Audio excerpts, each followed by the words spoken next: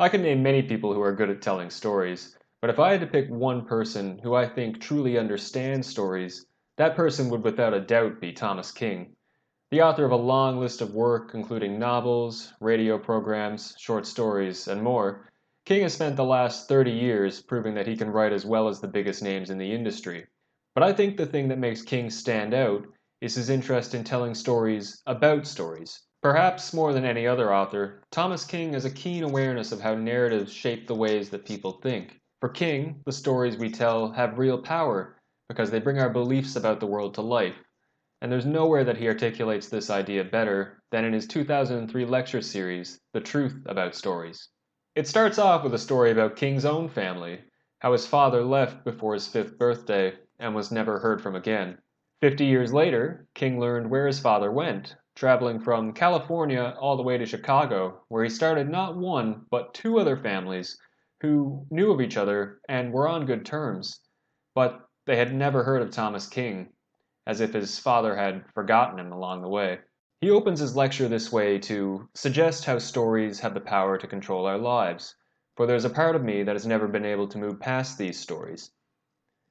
It's a great example of how we tend to think of ourselves as the product of our past experiences, as King suggests that his anger towards his father was a driving force in his life. It's difficult to truly know what causes us to make certain choices or what effects those choices have, but it doesn't stop us from trying. That's why we tell stories, sequences of cause and effect, in an attempt to make sense of ourselves and who we are. The revelation that King's deadbeat dad was apparently a loving father to someone else also demonstrates how confusing life can be when we only have part of a story, only the effects and not the causes. But when we can order the past into a story, that coherent sequence helps us to better understand our experiences, especially in moments of discomfort and uncertainty, by giving those moments meaning to our present selves. King then takes this idea of stories shaping individuals and expands it to suggest how stories can shape entire cultures and nations. To illustrate this point, he tells two different creation stories. In the first story, a woman falls from the sky down to a world covered in water. For a while, she lives on the back of a turtle, but when she's about to have a baby, the fish, ducks, and other aquatic animals bring mud from the ocean floor up to the turtle's back, creating land. The animals, the woman, and her children then work together to shape the mud into rivers and forests, creating the earth as we know it today. In the second creation story, God creates the heavens and the earth, Adam and Eve, and a conspicuously tempting apple tree. I think it's safe to say you know how the rest of that one goes. When we break each of these stories down, the universe created in the first one, a Native American story, is governed by a series of cooperations, whereas in the second story, taken from the Bible, the universe is governed by a series of hierarchies. In the Christian story, humans start off living in a perfect world until they transgress against the will of God, after which point they're condemned to wander a wilderness that is harsh and hostile. By contrast, in the native story, the world begins in a barren state until it is brought to life by the cooperation of humans and animals. But of course, most of us are more familiar with the Christian story, and King argues that stories like it have shaped the ways of thinking that define modern North America. We love stories about heroes struggling against adversity and overcoming great odds, but we're not so enthusiastic about stories where everybody gets along and tries to help each other out. And if we truly believe the world is harsh and hostile, it makes sense for us to try and save ourselves before we worry about helping others. But what if we change the stories we tell? King wonders.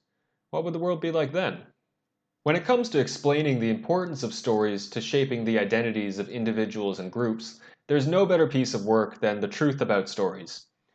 But the lectures don't just explain this shaping process. The works of Thomas King, the stories that he tells, are themselves an effort to reshape the ways that we relate to the world and each other. The Truth About Stories was originally broadcast on CBC Radio in 2003, only 7 years after the closure of the last residential school in 1996, and 5 years before the Canadian government issued a formal apology for the damage done by these institutions in 2008. In this context, The Truth About Stories was an opportunity for an Indigenous voice to be heard by a country that had only recently begun to correct the injustices it had perpetrated since its inception. This voice used that opportunity to tell a story unlike those Canada was most familiar with, a story about a world built on cooperation rather than hierarchies. We've come a long way since 2003, but in many ways we still have a long way to go.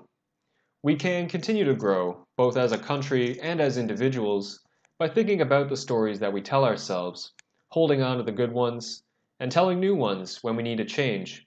Because in the end, as Thomas King puts it, the truth about stories is that that's all we are.